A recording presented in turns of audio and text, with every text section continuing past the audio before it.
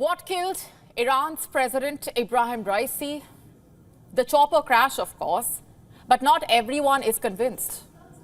Conspiracy theories abound.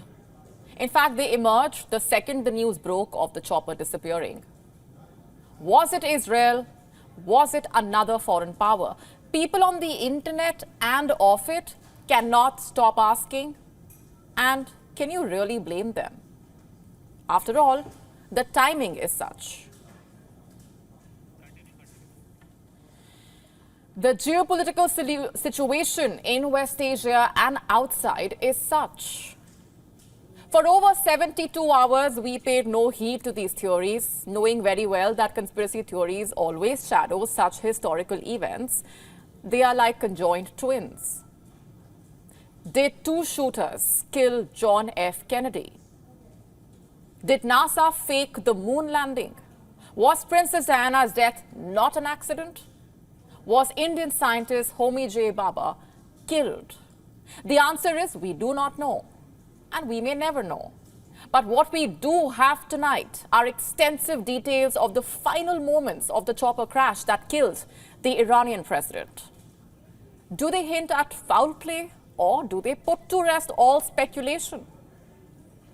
A man named Gholam Hossein Ismaili has given an explosive interview to an Iranian news network. Ismaili was Raisi's chief of staff. He was part of the helicopter convoy on the ill-fated day. He was in the chopper that was behind the president's helicopter.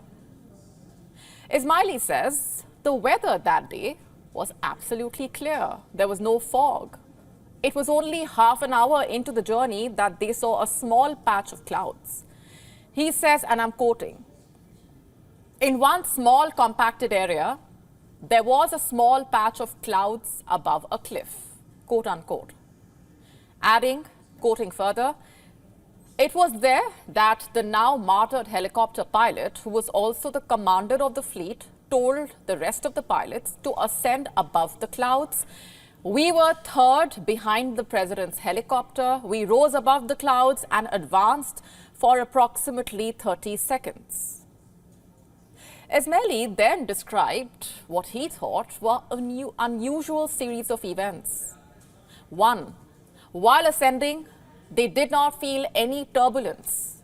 Number two, after ascending, they realized there were no other clouds. Number three, the pilot of his chopper suddenly realized the president's chopper was missing. They could not see it. It had disappeared." Now, let me quote from that interview again. "After ascending above the clouds, we did not see the main helicopter. The ascension itself did not feel difficult or hard. Sometimes when we use the plane, we feel turbulence, but we did not feel anything at all inside the helicopter this time when ascending. And after we ascended, there were no other clouds. Shortly after, we were able to see beneath us, and there were no clouds anymore." Ismaili says the pilot of his chopper decided to make a U-turn and look for the president's chopper. They thought the main chopper had made an emergency landing. But the pilot could not make radio contact with the commander of the president's chopper. Ismaili says, quoting, "I asked him when was the last time contact was made. The pilot answered, 1 minute and 30 seconds ago, when the pilot told us to ascend above the clouds," quote unquote. What happened next? Ismaili and the others on his chopper decided to start making phone calls to those in the president's helicopter. They called the president's bodyguard. They called the Iranian foreign minister, Hossein Amir Abdullahian.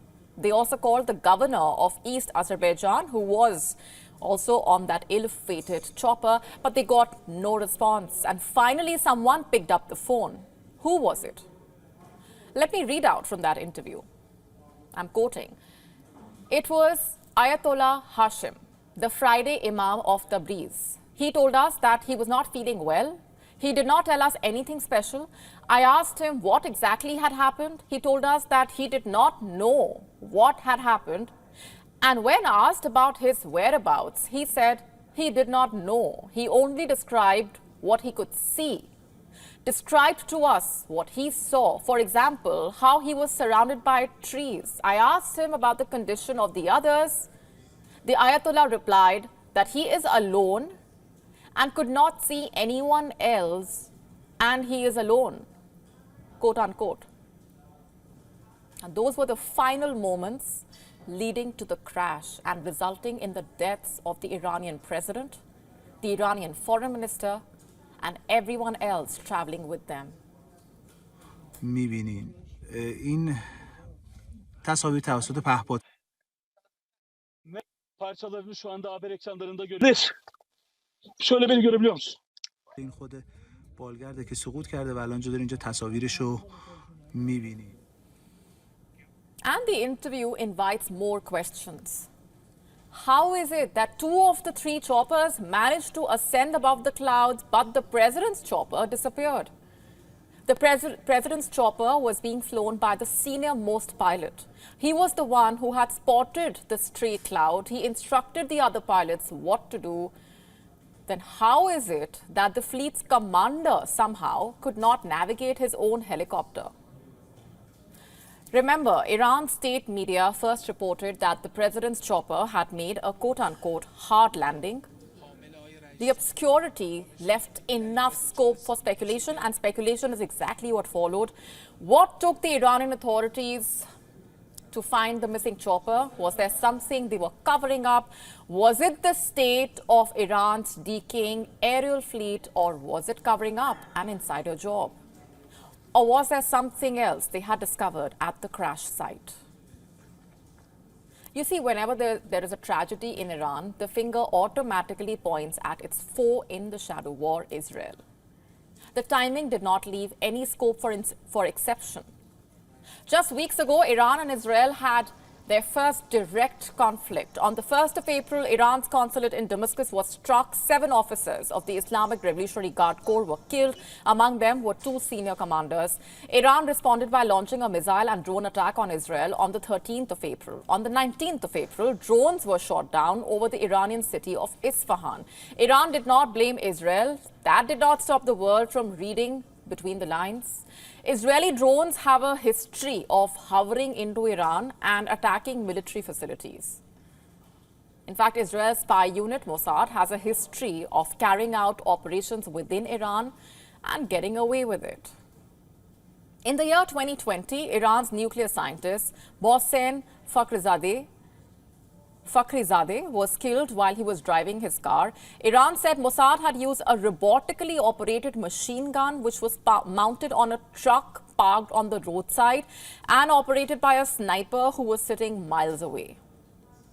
In April 2022, Israeli news outlet Haaretz reported that Israeli intelligence agents had detained and questioned an IRGC agent at his residence in Iran, where he confessed to a plan to assassinate an Israeli diplomat in Turkey.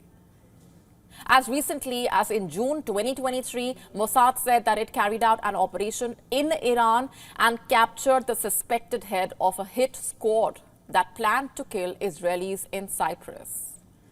In a statement, Mossad quoted one of its senior officials as saying, and I'm quoting here, "We will get to every official who advances terror against Jews and Israelis anywhere in the world, including within the Iranian territory." In short, Mossad has a history of operations in Iran, and Israeli leaders know this very well, which explains why Israel was quick to dissociate itself from Raisi's death. Hours after the news broke, an Israeli official told Reuters, "It wasn't us." Here's what the U.S. said. The United States had no part to play in that crash, and that's a fact, plain and simple. Iran says it has launched a probe into the chopper crash. It's not unusual given the crash killed the country's president and foreign minister. It's a big day for Palestine. Ireland, Norway and Spain have formally moved to recognize a Palestinian state from the 28th of May. The announcement has come at a time when the high death toll and the humanitarian crisis in Gaza has outraged the world. There have also been increased calls of finding a solution to the Palestinian question. It is a historic decision, sure to further deepen Netanyahu's isolation globally. Today, Ireland, Norway and Spain are announcing that we recognise the state of Palestine. Each of us will now undertake whatever national steps are necessary to give effect to that decision. To the people of Israel, I say today, Ireland is resolute and unequivocal in fully recognising the state of Israel and Israel's right to exist securely and in peace with its neighbours. After having reached a consensus between the two parties that make up the progressive coalition government and echoing the majority feeling of the Spanish people, next Tuesday, that is the 28th of May, Spain will approve in its Council of Ministers the recognition of the State of Palestine. The government has decided that Norway will recognize the state of Palestine. Norway's recognition will come into force on May 28th. With that, Norway will regard Palestine as an independent state with all the rights and duties that this entails.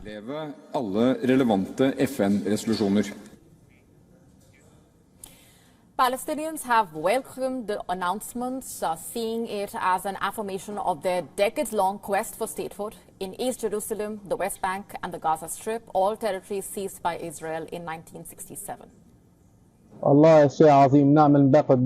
This is a great thing. We hope other countries will recognize the Palestinian state as Spain and recently Norway and Ireland did.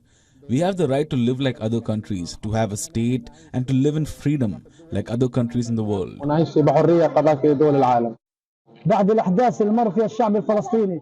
The new generation of youth and the movements of universities played a big role in impacting world governments to change their stance on the Palestinian cause. This in itself is something that we are proud of, and we thank the countries Spain and Norway.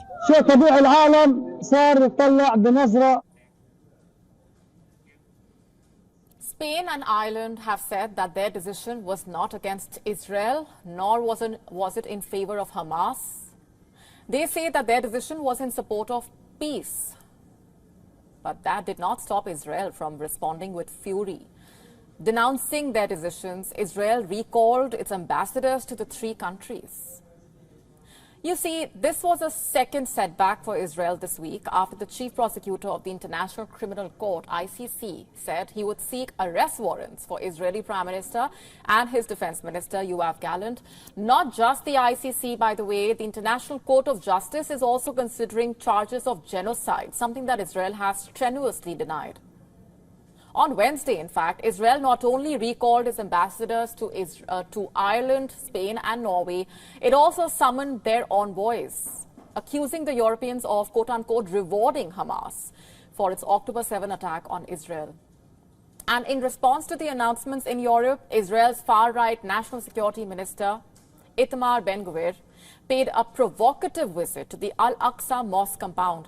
Remember, the Al-Aqsa Mosque is a flashpoint in Jerusalem, sacred to both Muslims and Jews. The states that today recognized a Palestinian state are giving a prize to the Nakba forces, to the murderers and the abusers, and to them I say, we won't allow even a declaration of a Palestinian state.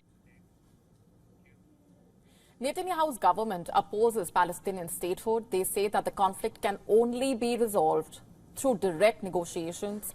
These negotiations that he talks about collapsed over 15 years ago. The formal recognition of a Palestinian state by Norway, Spain and Ireland, which all have a record of friendly ties with both the Israelis and the Palestinians, is planned for the 28th of May. It's not surprising because they have long advocated for a Palestinian state. Now, will these decisions have any impact on the war in Gaza? Unlikely, at least not immediately. But it has put renewed focus on a solution, a sustainable solution.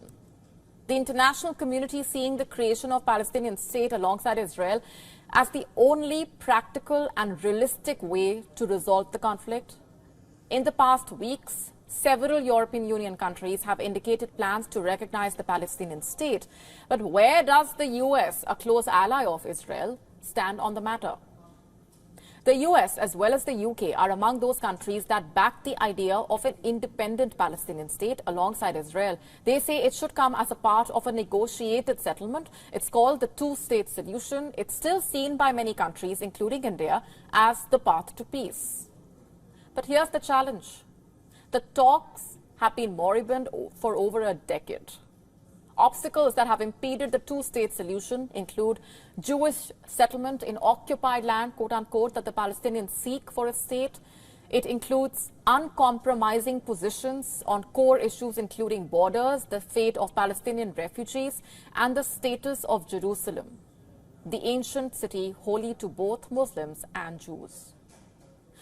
The two-state solution was the bedrock of the US-backed peace process ushered in by the 1993 Oslo Accords. The Accords led the Palestine Liberation Organization, the PLO, to recognize Israel's right to exist. It renounced violence. It called for the creation of the Palestinian Authority.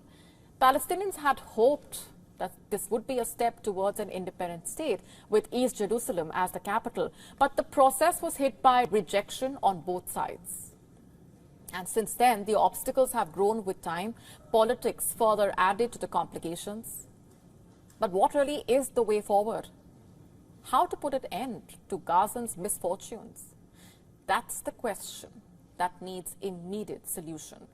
As it stands right now, Israel aims to annihilate Hamas. It says it will not agree to any deal that leaves Hamas in power. Netanyahu government saying Gaza must be demilitarized and be brought under Israel's full security control. But he also said that Israel will not govern Gaza or re-establish settlements there. Meanwhile, Hamas saying that any arrangement for Gaza that excludes it are an illusion. In light of the firm positions taken by both sides, is the recognition of a Palestinian state just a symbolic gesture?